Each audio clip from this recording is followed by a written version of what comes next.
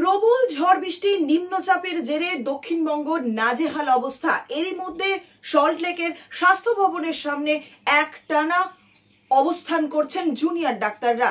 সারা রাত ঝড় ঝড় বৃষ্টির নিচে থেকে তাদের এই অবস্থান কর্মসূচির পর আজ শনিবার হঠাৎ করেই দুপুর 1টার সময় মুখ্যমন্ত্রী এসে হাজির হন ধর্ণা মঞ্চে। তিনি বলেন, দিদি হয়ে বলছি, মুখ্যমন্ত্রী হয়ে নয়, আপনাদের প্রতি আমি কোনো রকম অবিচার করব না।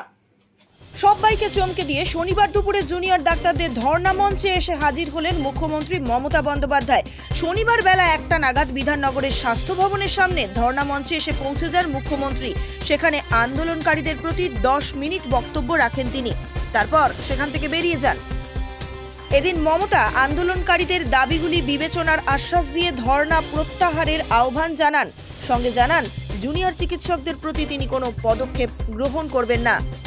এদিন তিনি ফের একবার জুনিয়র চিকিৎসকদের কাজে ফেরার আহ্বান জানান। এর আগে নবান্নে গিয়েছিলেন আন্দোলনকারীরা, কিন্তু শর্তের গেরোয় দ্বিপাক্ষিক আলোচনায় সম্ভব হয়নি।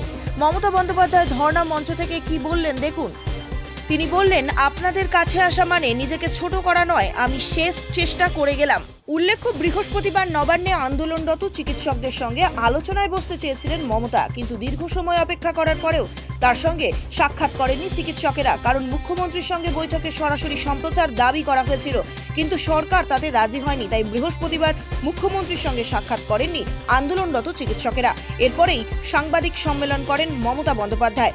সুপ্রিম কোর্টে এই সংক্রান্ত মামলা বিচারাধীন থাকার কারণে সরাসরি সম্প্রচার সম্ভব নয় বলে তিনি জানান। তিনি আরো বলেন, আমি চাই চিকিৎসকেরা কাজে ফিরুন, তবে মুখ্যমন্ত্রীর আর্জির পরেও চলতে থাকে চিকিৎসকদের কর্মবিরতি। তাই এবার মমতা নিজেই আন্দোলনে চিকিৎসকদের সঙ্গে দেখা করতে গিয়ে পৌঁছলেন ধর্ণা মঞ্চে। যে কোনো খবরের জন্য যোগাযোগ করুন 7099017330 এবং 7099017110 নম্বরে।